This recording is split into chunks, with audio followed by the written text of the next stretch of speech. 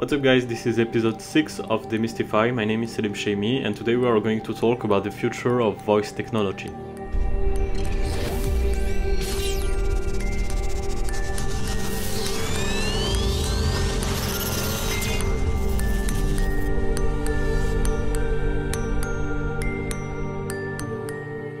In this episode we are going to define what is a voice assistant, then we are going to look at the actual limitations and shortcomings.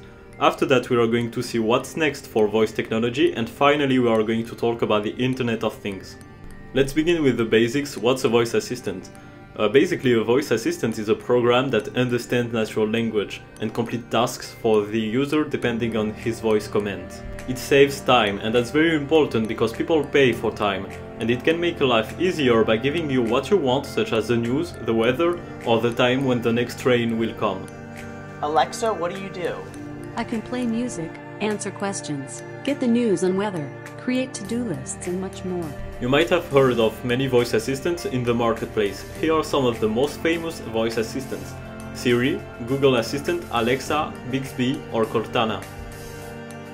You can also find those assistants on physical devices like a speaker. For instance, Amazon Echo, Google Home, and Microsoft Invoke are running respectively Alexa, Google Assistant, and Cortana to execute the requests of the users. Yet there are still tons of issues to solve until they can help us effectively. There are so many limitations, and I firmly believe that voice assistants can be so much better. Here is a list of the main problems that I see right now. A voice assistant is also called digital assistant, but a better name in my opinion would be a personal digital assistant. They are not caring about us. You have to ask them questions because otherwise they are not interested in you. Another main point would be that they lack to understand the context of the conversation. In my opinion, every single human should have his own personal digital assistant. No more Alexa, no more Google Assistant, and enough Siri. The user would choose the name that he wants for his digital assistant. After all, why are they imposing a name on them?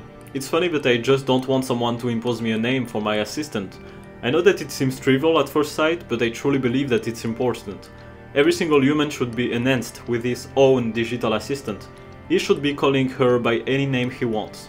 To build a great human and machine interaction, your voice assistant must know you more than your family and your friends. Maybe not as much as your girlfriend, but I'm still thinking about it. The reason for this is that the more data it has, the more it can help you. The more it knows your wants and needs in life, the more it will be able to predict what you want before you know you even want it. So we will talk more about it later. A digital assistant should know the habits of the user well enough so that he doesn't have to ask questions. Instead, the voice assistant will tell him what he wants before he even thinks of asking it.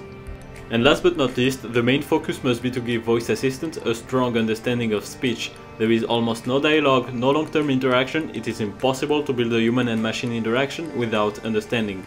At the moment, it's also a question nearly everybody in the technology industry is racing to answer. The main point is that some tech giants like Amazon are trying to teach people what to say instead of striving to give the ability of understanding to their voice assistant. So what's next? Voice is the most simple and powerful medium. It's the next frontier. According to Zoe Lawrence, voice brings a new era of liberation, a truly hands-free experience where we are released from the intense relationship we have with our screens.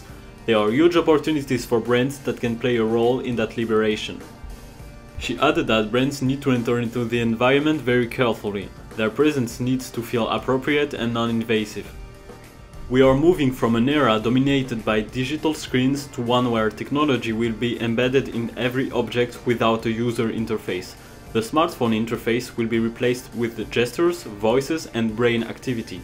In the long term, my belief is that humans will make only one with technology. But for the short term, voice is the next frontier. Combined with artificial intelligence and the Internet of Things, it can really make people's life easier.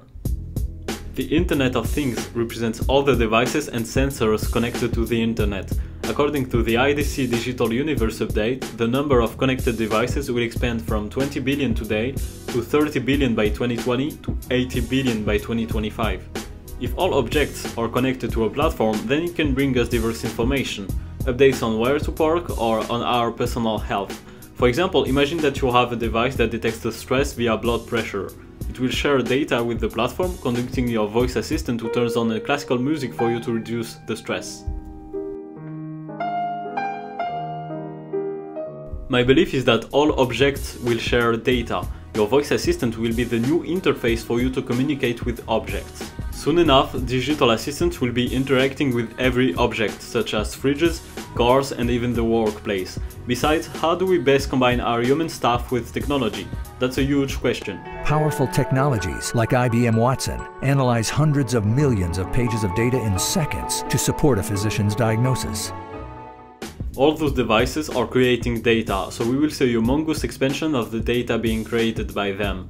This is a huge problem because we must find a way to know how to analyze this vast amount of data. Humans can do this job, and today 99.5% of digital data is never analyzed. So what's the solution? Voice Assistant powered by machine learning will help us find meaning through the vast amount of data. Thank you so much for watching, guys. I hope that you've liked this video. As always, I'm here to help, so you can hit me up on any of my social media below in the description and you can stay in touch. I'm open to critiques, so I would be very happy to know what you think of this episode and how I can improve it. If you want to learn more about AI and technology, I'm writing about these topics on my blog selimshemi.com.